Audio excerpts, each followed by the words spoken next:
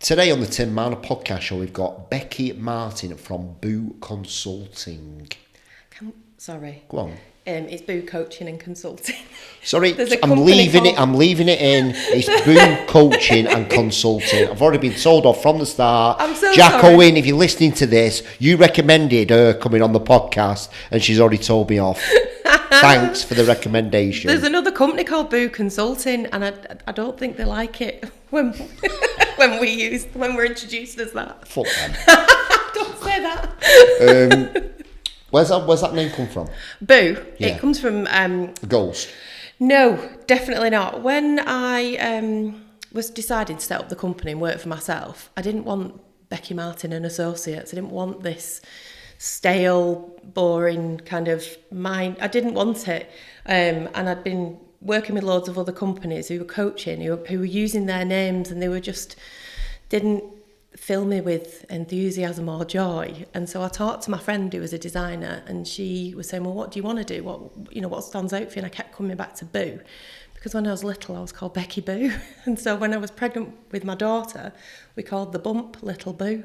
And everybody in our household is Boo, Little Boo or Big Boo, or even like with our, kind of nicknames. And so it just kept coming back to this. And my friend did a logo, presented it to me, and I was like, that's our logo, that's it, we're Boo, we're Team Boo. And it just stuck. So yeah. So it came from a name that my mum used to call me when I was little that I was mortified about. And as a teenage girl, she kept calling me our Boo and Becci Boo, and I would run away as far as I could from it. And then I've just embraced it as an actual grown-up and a business owner. As an actual grown-up businesswoman. Kind of, occasionally. What is it? What coaching do you do then? It's all sorts, really. Initially, I'd said when I set up the company, I was just going to do a bit of coaching. So work with leaders, work with execs in companies. I'd kind of come from the NHS. I'd been working a little bit in the banking industry. Knew that there was a market for it. Said I'll just do a bit of coaching. But we've massively evolved. We do a lot of coaching, a lot of leadership development, really helping execs, leaders at all levels really, to think about how they want to be a really good leader, kind of in their own kind of leadership behaviour, their style and approach, and how they're going to make a difference in the workplace.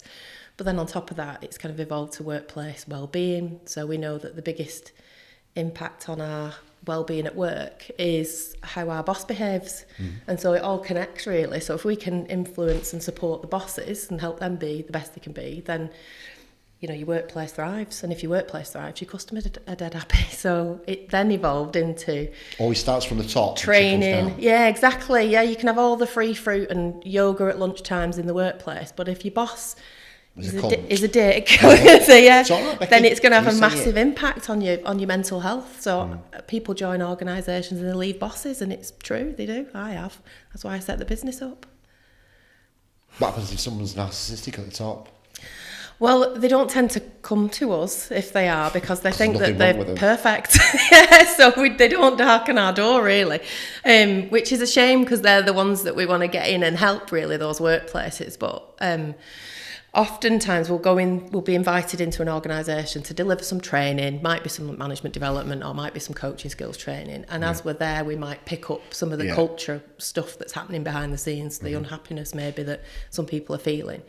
And we're in with an opportunity then to just share our feedback and what we're noticing and see if it lands. And if it lands, it's brilliant, because that means we can help those leaders and those boards to think differently about how they support the workforce. Can you give me a couple of examples of what's one that's really sort of like stood out for you? Oh gosh, one that stood out for me. There's been so many, but I think over the years I've done a lot of work in the NHS. So a big project that stood out for me was completely connected to the pandemic. So it was we'd been delivering leadership and coaching, and we'd been creating this really cool wellbeing program around about 2018, 2019.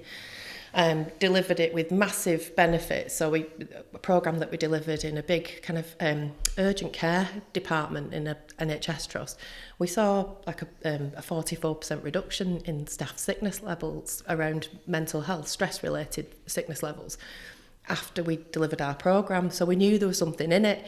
And then roll forward only a few months and we hit the pandemic. And, you know, there's me thinking, that's it, done. I'll just go back to nursing and maybe I'll try business again at some point in the future. And actually, we were asked by a chief exec who we'd worked with previously, who'd seen the value of our work, if we would go and work full-time in her NHS trust. And so we did. So we went from the week after lockdown for 4.5 months and delivered staff support, staff mental health, leadership training, whatever was needed in that frontline period of time when people didn't know what to do. And that for me is kind of like a career highlight for me, just going in and just, the nursing director said, Becci and her team, whilst everybody else went home and drove home and stayed at home, Becci's team drove towards us and stayed. And I thought that's just the coolest thing, just to have that difference and those relationships with, you know, those NHS leaders that are the strongest they've ever been. And it really helped to show the business community and our customer community that we'll pivot, we'll do things differently. So that for me kind of is the biggest highlight, I think. I don't know if there's anything going to top that. I don't want any more pandemics though, to test it. Thank you very much. Thank you very much. Yeah, so that's a big one.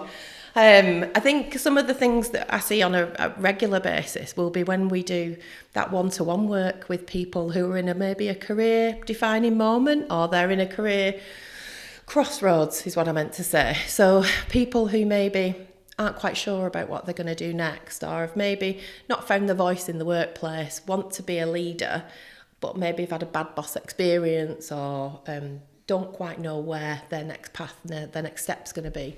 And some of those moments when you just help them to see what their qualities, their strengths, their values are, where they can really shine, how they can find the voice, and then watch it happen.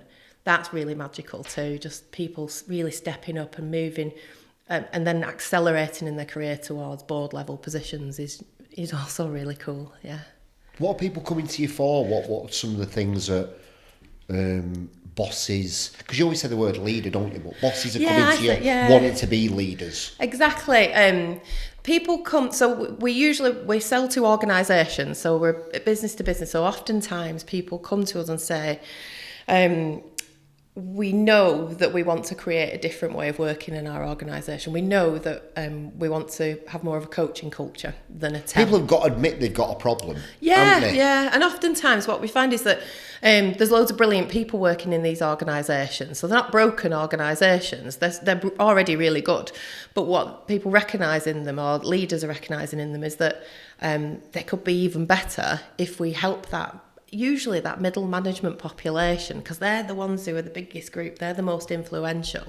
If we just help them to look after themselves and lead effectively and have, take a coaching approach really. So, ask rather than tell, build people's confidence rather than micromanaging, only use that kind of directive leadership when there's a crisis, when you really need to tell people what to do. And often people find themselves accidentally bosses because they were dead good at the job they got when they left school or college or whatever. So I was a dead good staff nurse, and I got rewarded by becoming a team leader in the same team that I was a staff nurse in, without any training, just kind of rewarded with it. And then it almost broke me. It made me, I wanted to run away from it. So we find a lot of people have done a really good job in their chosen path, and then they become managers and they think, oh shit, what on earth is this? They're my mates now, I've got to manage them. They're my, this isn't for me. And because that's how organisations traditionally have kind of promoted people. They still do, don't they? I think, that's why we keep getting loads of work. That's kind of why we're in the business. Is there any other way to do it? What, in terms of promoting it's just people? hard, isn't it? It's like, sort of Gaz started with me, and then he's worked his way up to become to a thing. And his peers that were on the thing, he's actually had to kind of go, right, okay, this is how you kind of do it. I suppose it's a tough, especially small business. I've got 5 people in my company, not massive organisations, but I've been in massive organisations, and I've been in those positions where I've thought, I really wanted this. I thought I really wanted this, but actually, I'm out of my depth or whatever it might be.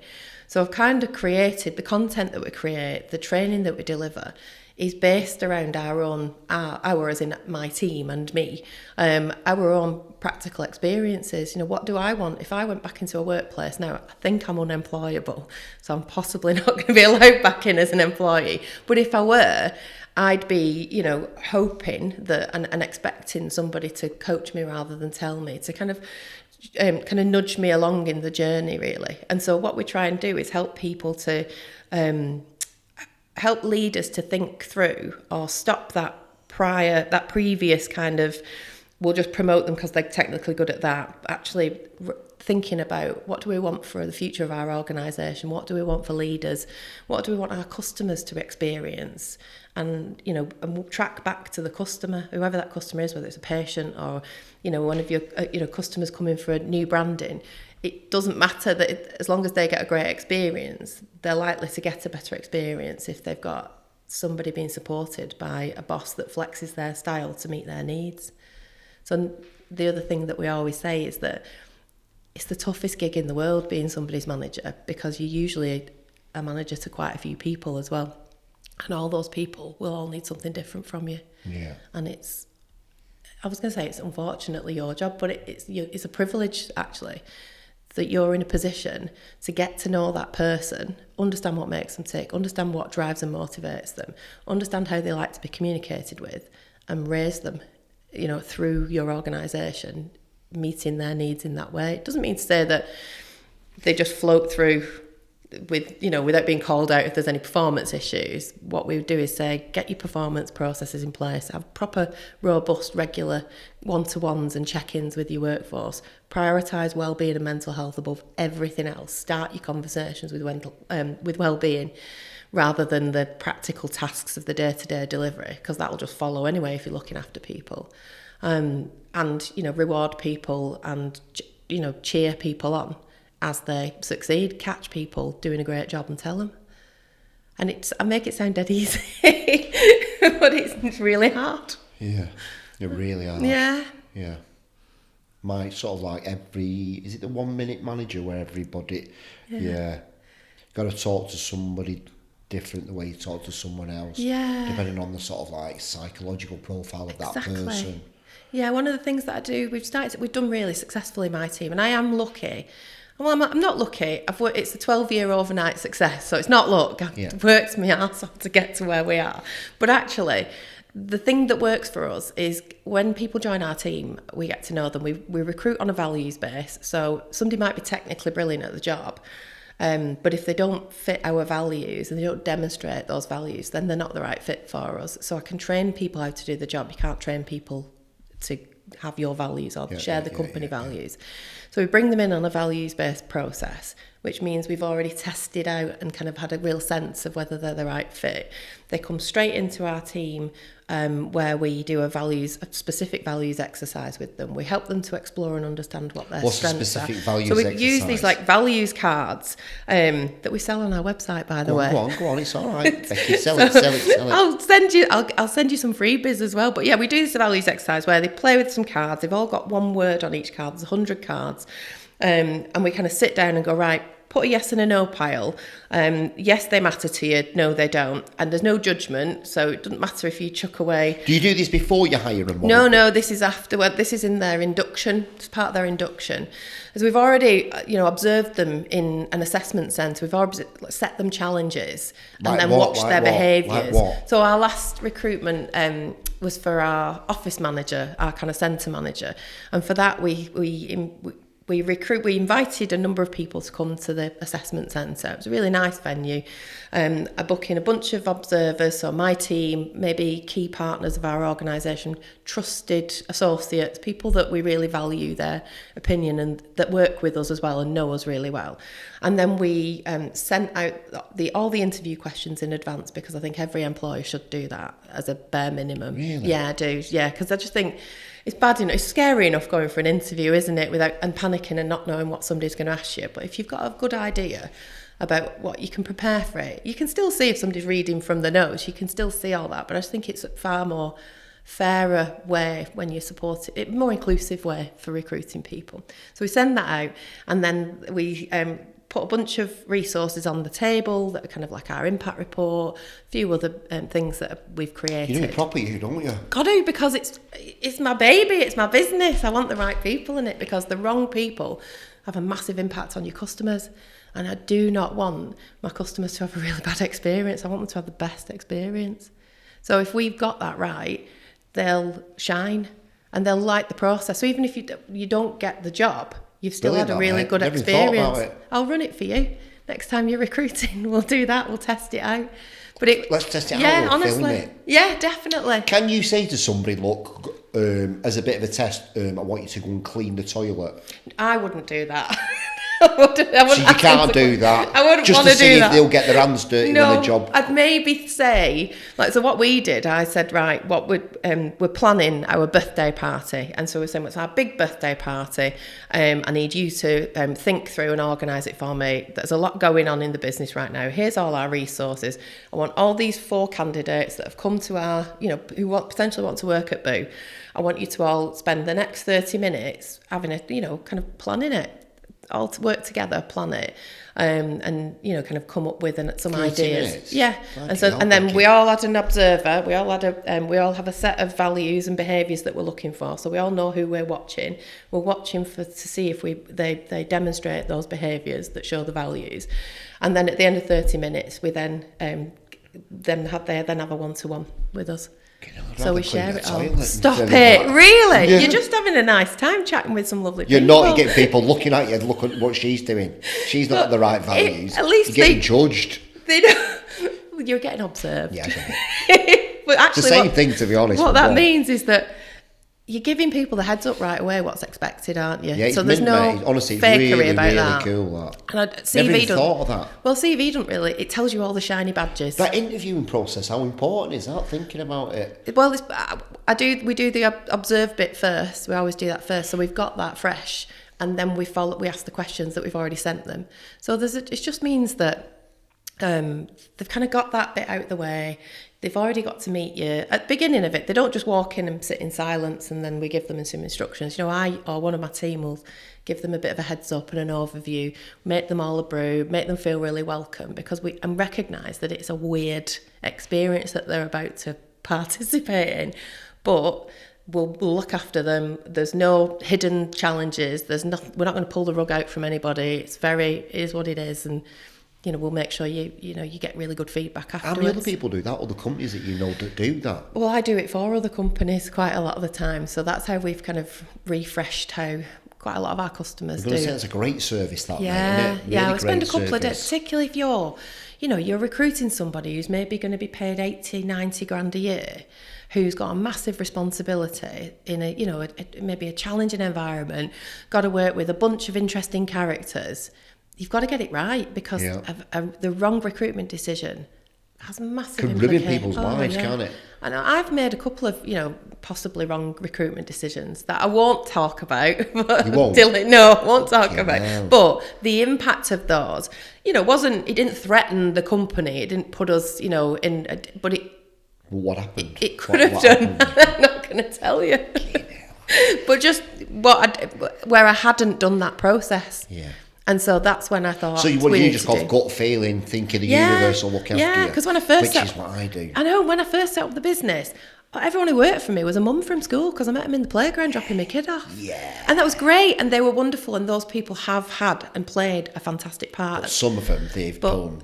But interestingly, when I've gone off gut feeling, I thought it was really good most of the time. I thought I could trust it. But sometimes, we all make poor, not poor decisions, or we go for the wrong reasons, or I'm a bit of a fixer and a rescuer. I have to be very aware of that. Interesting, that, isn't it? Eh? Yeah. The nurse with a mental health nursing background, coach, mentor, that kind of thing. So it's very quick for me to go, I could help. I could give you a job. But actually, I've had to have a very harsh word with myself over the years that that's not. How do you have that harsh word with yourself, you? What are you doing in the work? What you do? Have you got other coaches for yourself? Yeah, lots really. Because that's dark place to go to, innit? Because I've got massive trust issues. I know that, you know, if I see someone fending themselves, I'm instantly like, right, okay, you're not fending for yourself. Yeah. What do I do? How Next can I thing help? you know, How can I burns help? out, looking in the fetal position, going, oh my God, why did I do that? Using up all your resources, all your energy. And, the way that I've learned, really, and, you know, I'm very aware of it. So I'm very aware from being a registered nurse that I needed to have that kind of supervision, that support to do the work that I did as a mental health nurse. And I've carried that forward. And as a coach, I have a coaching supervisor. I access a therapist when I need one. We kind of have a service that's available to us for all of our team as well. We call it kind of restorative coaching. So this space where, you know, confidentially you can talk about what's going on for you. It's harder. It is hard, I think, for me because I'm the only director. So I'm the boss. Yep. So I need to be shiny. I need to be, you know, supporting all the team. If one of my team catches me on a bad day, I can't say, oh, well, you know, it's all shit and I'm going to burn the business to the ground. I have to say... That's my approach. I have to say, it's all great. It's, you know, what can I do to help you? And, you know, I have to take my needs away from, you know, because they don't need to hear that. They need to be supported and cared for, and they need to be motivated as well. So... on that note, how transparent are you with people? Where if your head's in the bin? I've been quite transparent over the years. Sometimes that's not landed or not had the best possible impact, but I feel like I've got a really good balance. I've got some really cool, impressive female leaders around me in my network, like friends, mentors, just genuinely, you know, brilliant people. Yeah. And not take from them, but we support each other. Yeah. And it feels like a really safe, comfortable, supportive place that's away from, you know, the business. And I can then kind of, you know, just, you know, maybe have a wallow for a day or two, cry in the car on the way home from work or whatever it is, Becci, drink too much wine for one night only, and then, you know, put my big girl pants on and carry on and, you know, face the forward and take another day as it comes. And that's because I've built that community. But you've got to put the effort in to do that, haven't you? It can be very easy to just hide it and just not want to get up as well. Yeah. Especially like I said, so you've got trust issues and letting people into my life. Really? Who could actually let me grow. Yeah. But because I'm shutting off, I'm kind of going, there's ulterior motives, what's going on here? Exactly. But like, to open up your heart is, for me, and doing that inner work is my biggest thing. I've had all my bestest coach and mentors have been women. Really? I'm very, very grateful, That's fantastic to hear. Yeah. It's really hard, though. I get that when you're...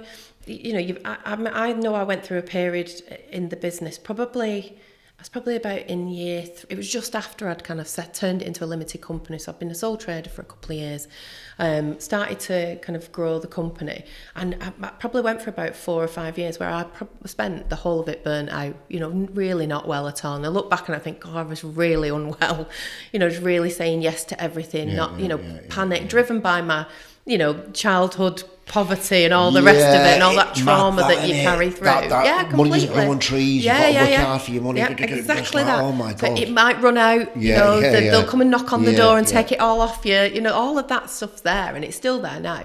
But I think I just didn't notice it. I wasn't doing the work at all at the time. And I was so closed off. So I wasn't open to those conversations or those, you know, mentoring opportunities. Everything was like you said, what's in it for them? Or they'll be nicking my ideas. Or I was really in that space. And it's only over the last pre-pandemic, I'd say 6-7 years, where I've moved that to one side. Well, not moved it to one side, I've dealt with it, really. I'm aware of it. It's become something that's known to me, and I'm consciously aware of these flaws and these, you know, kind of this baggage that I carry. I just have to be, you know, kind of catch myself, and that's through, you know, having a good coach supervisor. That's through having decent people around me, really. But I probably went through a period of time where I was making myself incredibly unwell. I still do get incredibly stressed and unwell now. I'm just really aware of it. That's the difference. Is that really the difference? Yeah. Just being aware. Being aware of it. And being mindful, awareness. Spotting it and ramping up some of the self-care stuff. So, you know, practicing what I preach. And that makes a difference. I'm not perfect at that, but I'm more aware of it than I've ever been because What I'm, at a stage now in the business where, I don't want to be, working. I don't want to be working after the age of 55, to be honest. I want a really nice, comfortable retirement. So I'm in that space now of, right, what do I do to get there? And also, what do I do to enjoy my time right now, rather than passing by all this good, fun stuff that I could be enjoying right now. So I'm at the moment, I'm kind of figuring out where, how I balance my time. How do I spend more time with my teenage daughter before she disappears off on her travels or to university or whatever? And how do I enjoy life in the present moment rather than, it'll be better when kind of thinking. So there's a lot of that going on for me. There's a lot of that going on for a lot of people. Yeah. But I think a lot of people aren't aware of it. Are they? No. Because it's just come back to childhood trauma, most of it, doesn't it? Yeah, it does, and you just leak it out. You leak it out at all times. You leak it out in all your behaviours. So. The triggers you get, blowing up at people. Exactly that. And I know I joke about it. And in fact, at our 12th birthday party a few weeks ago, we had this lovely business birthday party, and one of our great friends who's been a guest on your podcast before, Maura Jackson, did a speech for me, because I don't do those speeches. I can stand in front of conference rooms full of 500 people and do that, but I can't stand in front of a room full of people and talk about my business, although I'm doing it with you in this room right now. So I always get Maura to do it, and she joked about how getting to know me, the kind of quirks about me are that I've always got to have potatoes in the house. I've always got to have enough potatoes in the house, and it's because when I was younger, they were the things that you didn't have. You just, we grew up in such a challenging time or a challenging space that it's these little things that we joke about now. But for years I was like, I don't know why I'm hoarding, washing powder and things like that, because it's on offer. Because I can afford it and I can just go and buy some if I need some. But even now when I'm in the supermarket, I'll be like, it's 3 for 2. I've got to get 7 or 8, 10, 9 of them. You know what I mean? Because that bit of my brain from childhood when we had nothing and we had no money is still, kind of in there trying to kind of climb out occasionally. And she joked about it really beautifully as part of the speech. And I don't know what the equivalent is now. I think it's Ariel liquid gel tablets.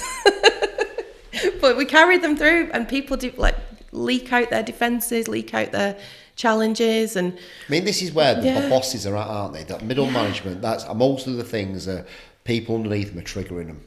Yeah. And the people under there, they've got triggers who are triggering them, and around them are just triggering each other. Next thing you know, people are leaving and they're not dealing with them. And they're not recognising. So, and that's the problem. It's such a shame, because nobody genuinely goes to work to upset their colleagues. Yeah. It's not a thing. And although we might think it is, or we've had those experiences, genuinely people don't get up in the morning and go, do you know what I'm going to do today? I'm going to go to work and I'm going to really piss my boss off. Yeah. I'm going to do everything I can to not do a good job. But actually what happens is that people just aren't able to articulate their feelings, their emotions, or are frightened of, telling someone what to do when they need to do something differently, or giving feedback that's necessary because they've had an experience in the past where it's not gone well, for example, or they might have strengths like I want everybody to be happy all the time. I think proper rainbows and unicorns. I want it to be dead nice all the time. And sometimes, I'm a bit afraid of conflict and worried about, I need to have a tricky conversation with somebody. And lots of other managers across the world are in exactly the same position. Yeah. And so what all we try and do is say, look, just know yourself a little bit more. Let's learn a bit more about, your level of emotional intelligence. Learn about what you know about yourself. When you're more aware of yourself, you're going to be a better boss, so then you're able to support Jesus people. Christ. I know. Let's go into that. It's good, isn't it? It's beautiful, but oh my God, to do that. Oh, yeah. Yeah. It's like you see the quotes on Instagram, don't you just be you, hon? I'm like, if even you that took. Yeah, exactly to do that. I'm and like, stop with those twee quotes as well. Yeah. It's really hard to you can't just say, well, just do that, or don't be anxious. Just don't be anxious, or just don't be stressed, or, whatever the emotion might be. So we do take people on our training into we do it in a way that, what do I want to say here? Life's too short for shit training.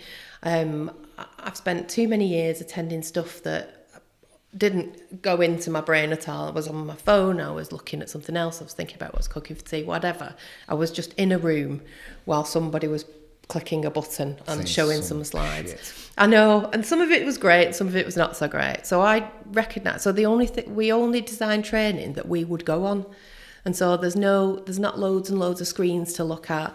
There's conversation, there's toolkits, there's sharing of stories, there's practical resources to help you learn more about yourself. So as leaders, we do a day one where people learn more about themselves, think about their journey, what's been their career path to this point, who have been their best bosses, what have been their highlights, what behaviours did they demonstrate that, you know, enthused them or kept them motivated or buoyant in the workplace. What do they want to take from those great bosses?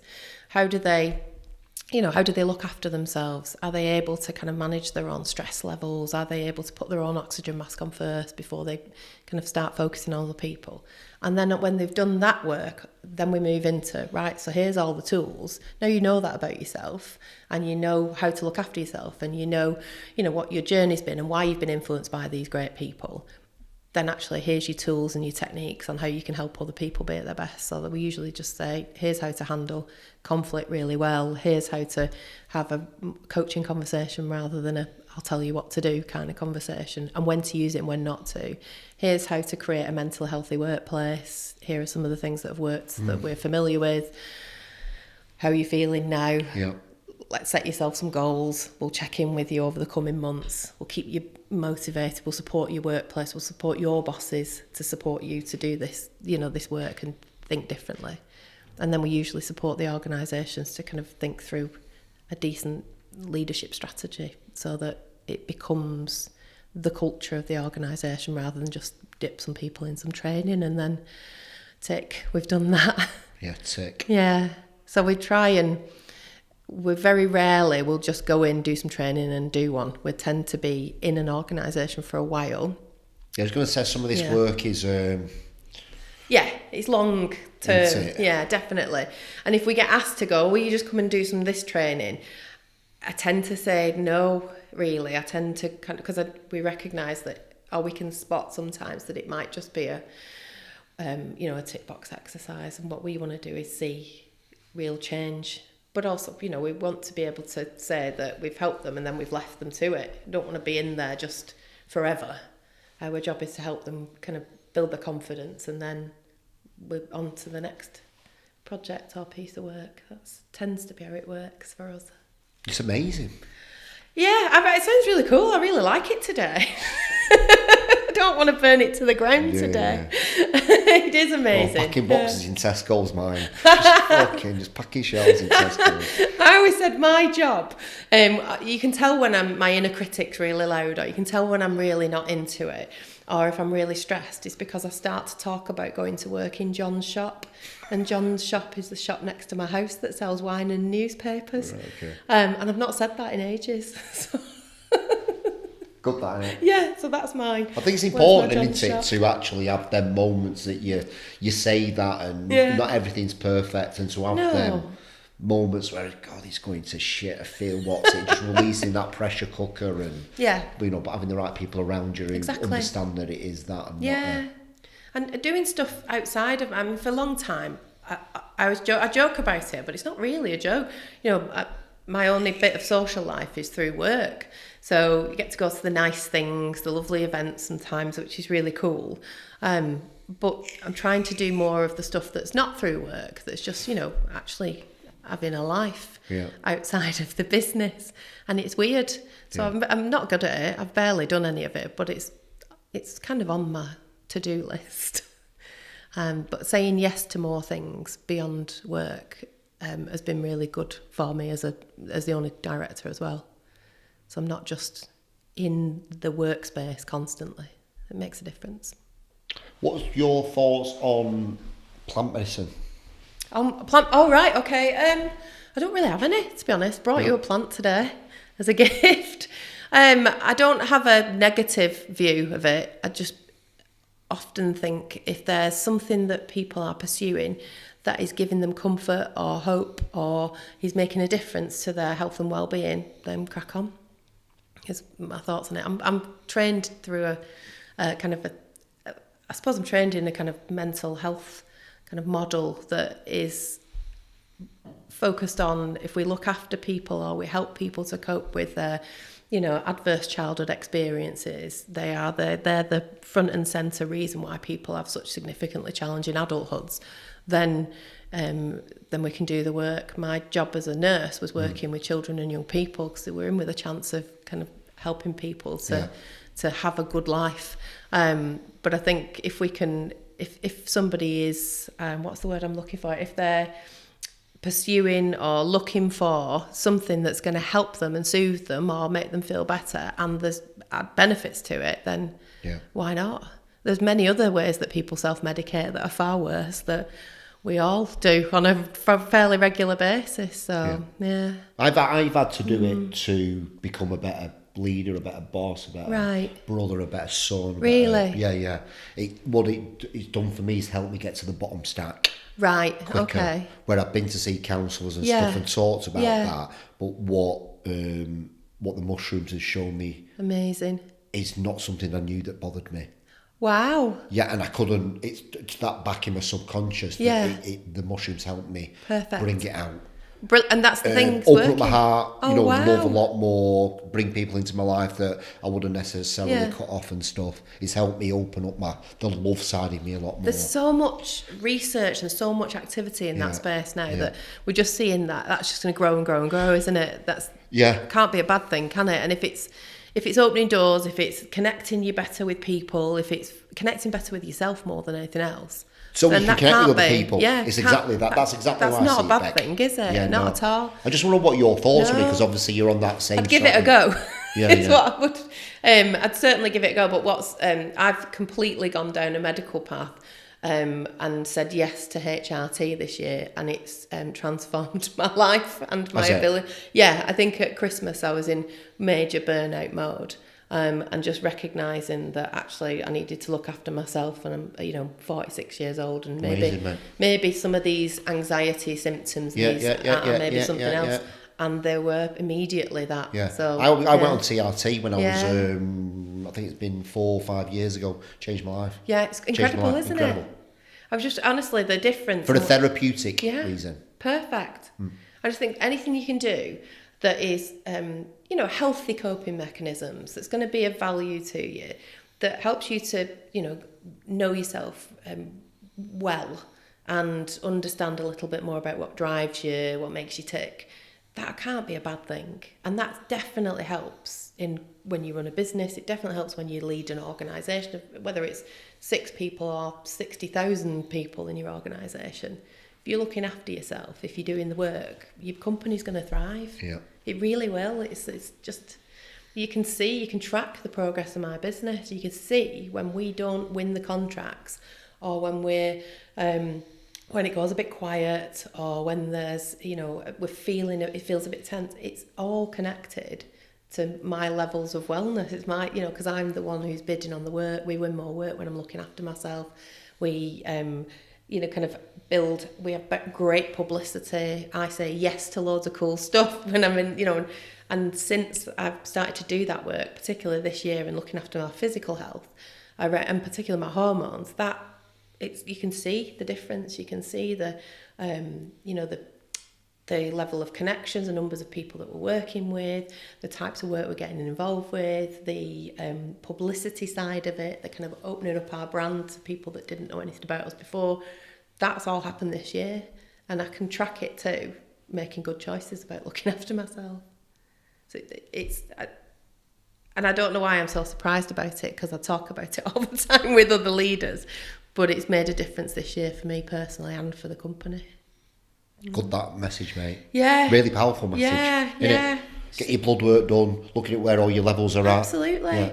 Tackle it. Don't pretend it's not happening. Aging's happening to all of us, and so if you've got a health issue or concerned about something, grab it, deal with it. It can't be as worse as whatever you find out, whatever you do, whatever you need to do. At least then you'll be working on it. You'll be looking after yourself. And most of the time, we make up how much bad stuff is going to happen to us when we're all stressed and worried, and we think through, we catastrophize everything. The stories we tell ourselves. I know, exactly, yeah. So it can't be as worse as what you're already planning it's going to be in your head, can it? Mate, how many lives do you reckon you've changed through the coaching? Oh God, that you've done? I call that question. I don't, lives 12 have changed. years, mate. That's so impressive. That We talk about, like, we write strategies, coaching strategies and stuff like that. So with organisations we've worked with, it must be hundreds of thousands of people now, across public sector, across private sector, in one way, you know, helping those chief execs or those leaders, or training people up to use a different approach. I don't know. I've no idea. I know that we track it more successfully now. So every month we publish these lovely mini impact reports that say, right, here's how many people we've, you know, types of training we've delivered. Here's how many events we've attended. These are the nice things we've done. These are what we've celebrated. And it's really helped us to kind of publish better quality impact reports on an annual basis. So we can say, here's how much we gave to our charity partners. Here's how much free time we handed over to other people.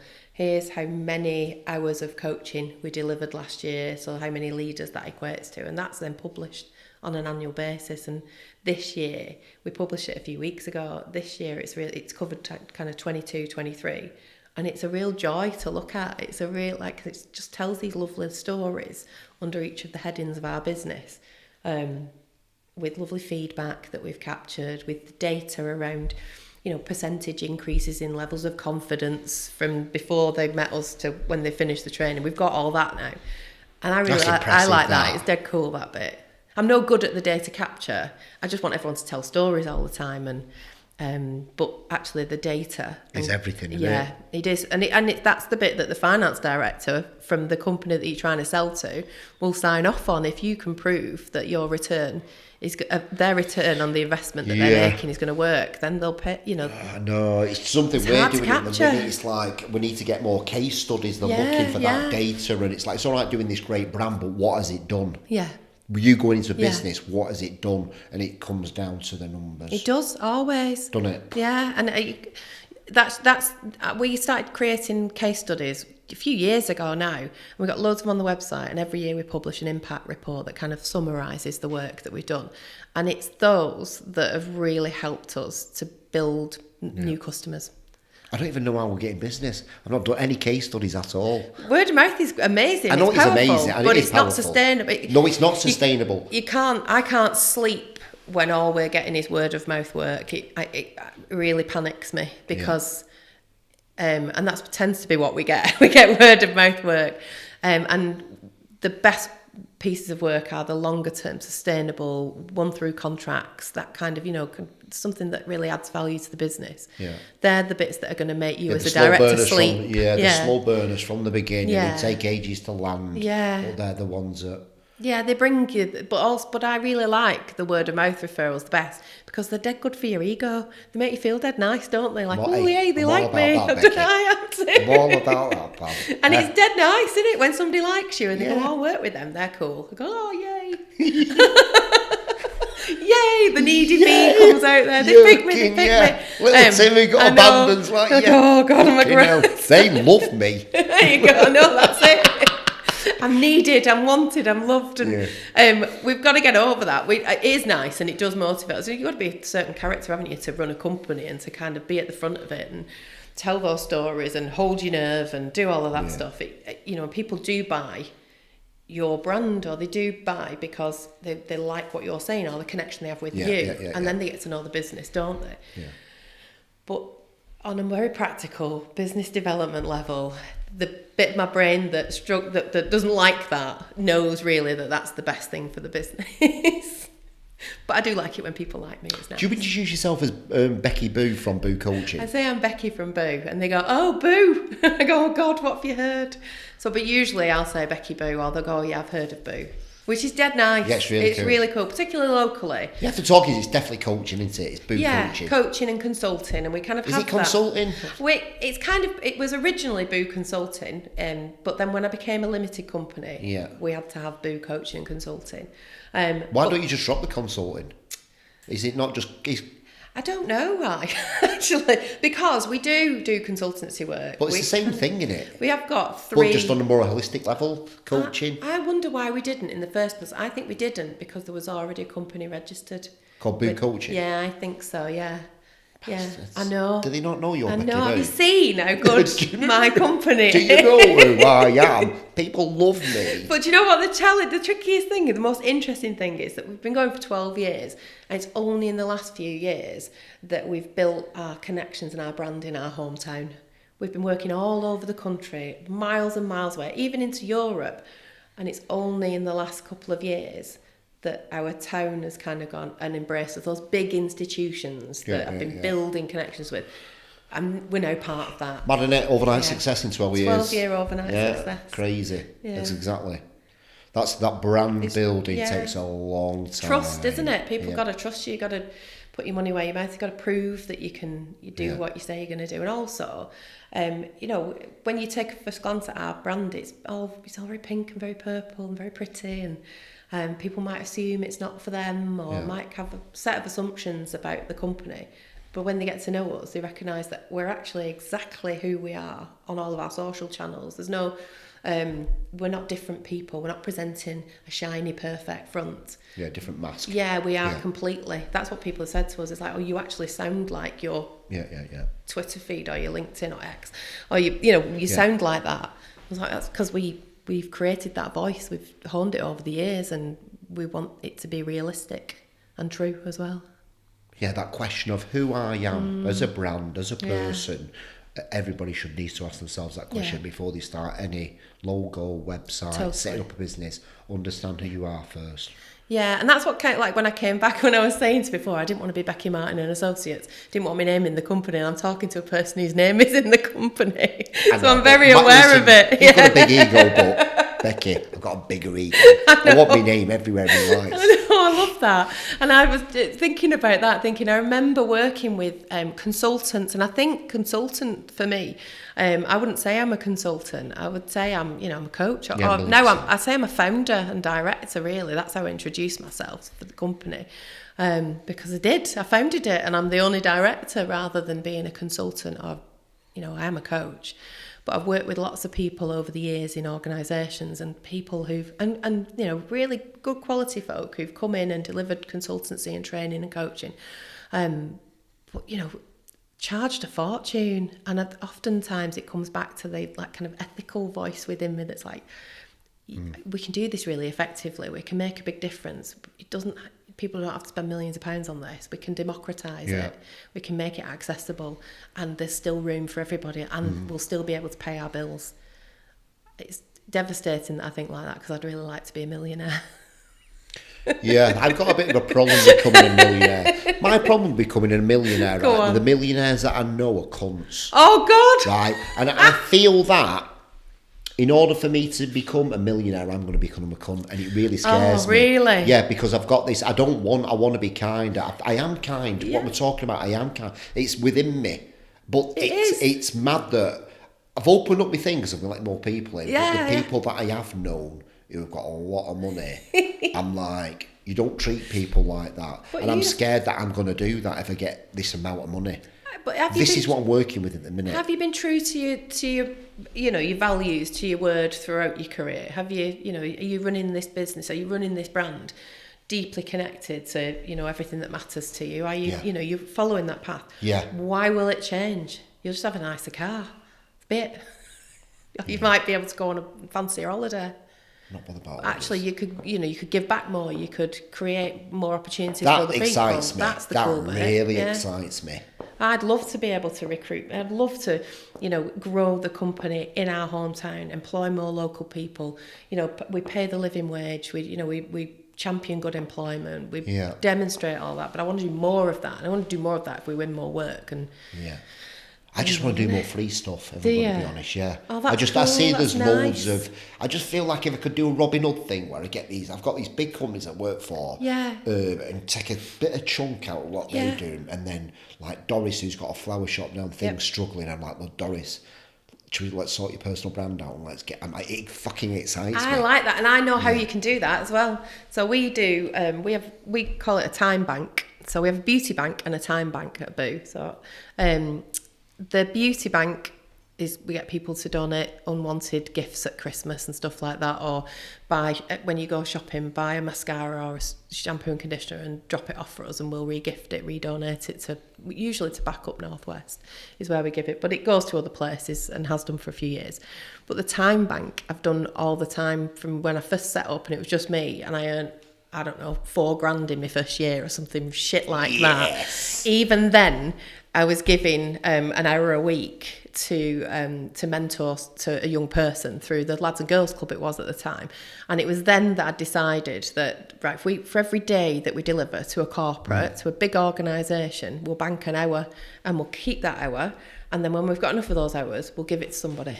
Hell yeah. So that's just how you do it. So every time you find a way to kind of a scheme of credits or day banking, whatever it is. And we use that now for, you know, the time that we, you know, like volunteer on the coffee van, for example, or we might provide like a 2-hour free virtual training session for, you know, a charity and things like that. So we just bank our time in a different way. So it's, and it also becomes a reason why people will choose Boo over a very similar and equally as lovely and brilliant training consultancy company, but they'll pick us because of our social value contribution. And that's a quick win for you, Yeah, I really like that, because I thought I'd have to rob the Sheriff of Nottingham to help these people out. No, you tell them directly to the face that that's what you're doing, that their contribution, them working with you and, you know, helping to grow their brand in the way that they're doing, they are contributing to the local economy. They're boosting social value in Bolton.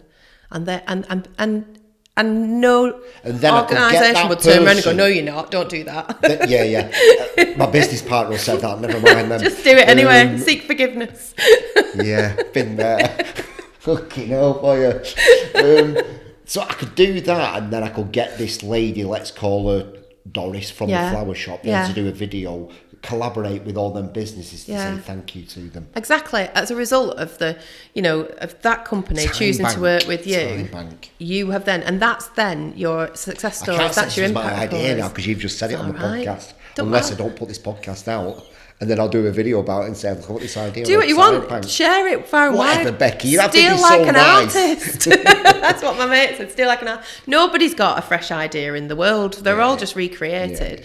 And actually, I chair a collection of businesses in Bolton called the Bolton Family, and we are all about boosting the you know, social economy in Bolton. Amazing. So that's what we do. So love that. Go and do it. Just pick one thing. You know, change one of your suppliers in your supply chain to a small business in Bolton. Brilliant. That's it. Job's done. That's one wonderful thing. Or the next time you're booking a team event, book it at a social enterprise. Or or partner with a charity to, you know, provide some of your, I don't know, some printing or whatever it might be. That's boosting the local economy. That's going to make a difference in Bolton. Time banking's the same thing. Sick, that, isn't it? It's dead easy to do. I don't know why more people don't do it. Because no one's telling them to do it. Nobody's got. It's so the simple ideas. These are the best ones, aren't they? Yeah. You're just like. Yeah, and then you talk about it, and we talk about it in a way. It isn't about, we do this because it gets us more work. We do it because if you're a business owner and you're running a company, you've got a responsibility. You can you don't have to just plough purely to the millions of pounds, although I'll never get there. But actually, you have a responsibility. If you're setting up a business in this economy right now, you've got a duty to think about how you run it, and I think you've got a social responsibility to work with a local supply chain, pay a decent and fair wage, recruit from a 10-mile radius of build skills and talent in your own community. I think that should be a kind of, if you're going to become a business, that's what you should be doing. No one's talking about that, are they? No. Apart from me banging on every time I stand in front of a politician or I don't know, somebody who maybe has a bit of influence. I just think it's the right thing to do. What's your vision? What's your... world domination. I love that. No, just to create... I know it is. Why are you fucking pretending? Said it for years, a joke about it's not really. It is. Because life's too short to be unhappy at work. It's shit when you hate your job. You go home and you cry about it. Is that your strapline? Life's too short to be unhappy at work. Yeah. Love that. Creating healthy aspects. Listen, changing the world one workplace at a time. When we sponsor the match at the Wanderers, that's the LED that goes around. Changing the world one workplace at a time. And I think that's all it takes. Just people, it has a big impact on the so for example, I work with a bunch of organisations who are all living wage employers who are all committed to good employment across Greater Manchester, and one of them is a removals firm, and he took a risk. Chris, who runs the removal firm, he'd be a brilliant guy to talk to, and he took a risk on committing to paying the real living wage, not the minimum wage, the actual real accredited living wage in a removals firm, really, with low paid work. He upped it. And what he talks about, he gets really, really emotional about it, and rightly so, because he's changed people's lives just by changing their salary slightly, because he's helped people to reduce mental health issues, improve their relationships. So, when we see people being paid fairly and able to pay their bills and kind of heat their house and eat as well, then domestic violence data goes down, relationship issues start to become less. People can go on a holiday for the first time with their families, that kind of stuff. And so that stuff's kind of the bare minimum, really, that we should be expecting from employers. But he's a great guy to talk to, and anyone in the living wage movement, to be honest, because it's not about doing it to boost the profitability in your company, because you're taking a risk, really, but it's actually about, if you've got happy, healthy workplaces, then people are happier and healthier. Your customers experience it. I always say that it's not an accident that you have really good, your favourite restaurant, or the hotel that you might go back to time and time again, or the nice shop that you always go and get your white goods from, or whatever. There's a connection with your customer service experience, and it's no accident. They'll be being looked after, they'll be being supported, they'll have a decent boss in their world at some point. They'll be, they are free to do a great job because they're not doing 2 or 3 extra jobs. Then they're not worrying about paying the bills, or they're not worried about their boss's bad behaviour, or whether somebody trusts them to do a great job. They're just doing a great job because all the conditions are right for them. And that's what we mean, talk about changing the world one workplace at a time. People are nicer when they have a better experience at work. I know when people are nicer, everything feels a bit nicer, doesn't it? How can people get in touch with you? Oh, we're all over social media. Yeah. Coaching, not consulting. But actually, it does say consulting. All right, forget that. You can find us on our website. We're where am I looking at? At Boo HQ on Instagram, at Boo HQ on X. Boo HQ? Boo HQ. Boo_HQ. Mm. That's how you can find us. We talk about Boo HQ, that's our headquarters. Boo HQ? Yeah, Boo HQ, and we're Team Boo. You can Google us, Boo Coaching and Consulting. We're everywhere you can look, really. LinkedIn, we're quite prolific on there. We don't have our own podcast. We hijack other people's. No problem with that. Let's just share this message as much as we can. Exactly that, yeah. Thank you, mate. No, thank you. Appreciate you. Had a really cool conversation. Yeah, loved it. Good. Thank you for listening, everybody. Goodbye.